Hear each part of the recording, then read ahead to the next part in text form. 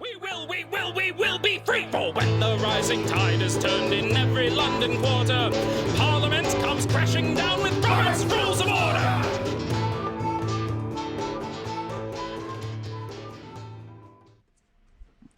Okay.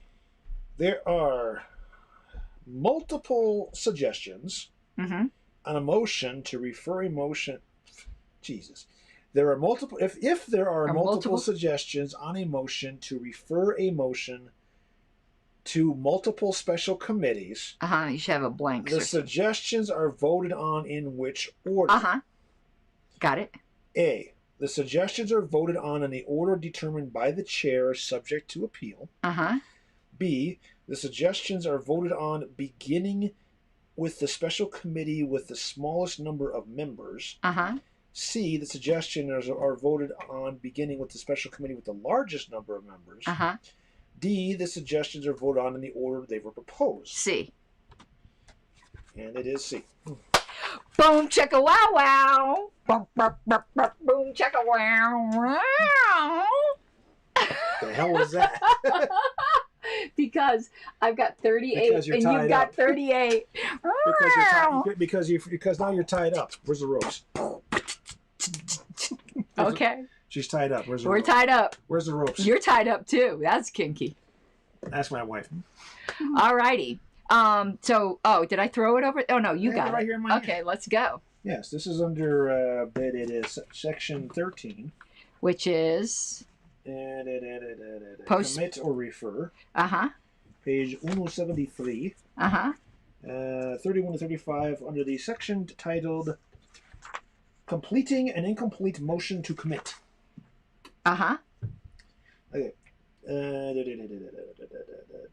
In completing a motion, after I try that again.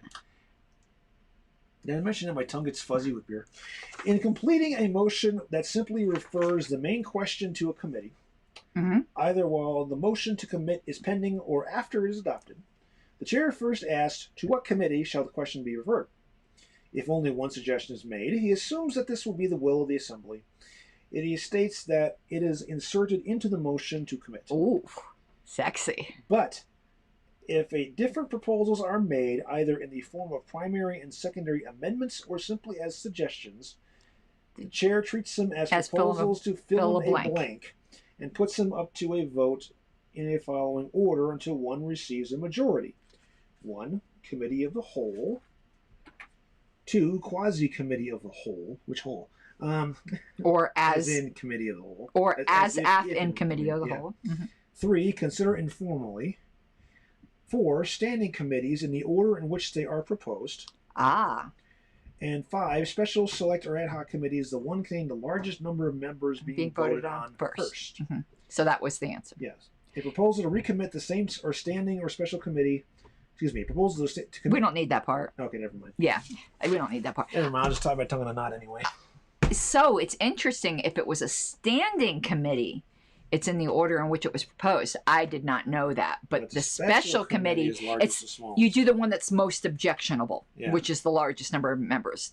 That's what they assume. So like in blanks where it's money, it's the largest amount of money. That's how I got to there. Okay. All right.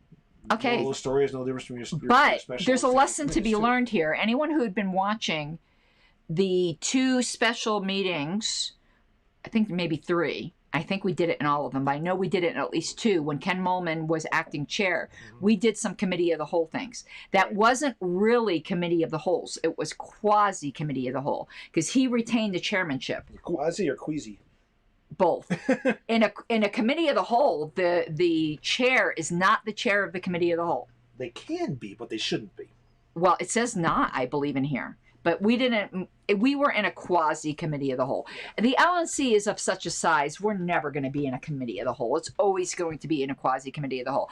And they get irritated with me because after we do something, I don't care, like it wasn't procedurally correct. We did what we wanted to do. But afterwards, I always raise a point of parliamentary inquiry and go, just so that you know, what we did really wasn't a committee of the whole. It was a quasi committee of the whole. And people get irritated on that, but I'm trying to teach.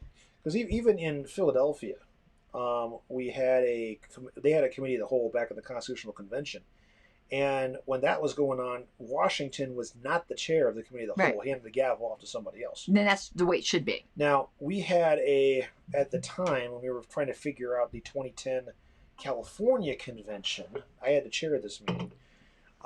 We went into a committee of the whole to discuss it. But even though I was chairing the main meeting, I also was chairing that committee, but we were also round robin discussing everything. So technically I was violating the rules, but I didn't know it at the time, but nobody cared. Right. So, You know my attitude on that. If things get done, no rights are violated, I don't really... But I was specifically working that once everybody had their say on what was going on, because that way I felt it was the best way that we came up with an answer, and we did. And, I mean, I think you and I have the same philosophy, don't we? That the rules serve the committee doesn't serve the rules. Yes. You know, and sometimes if you get it done, yeah. Okay, I don't care if all your I's were dotted or whatever, but that's one reason we're heretics. Yes. Viva!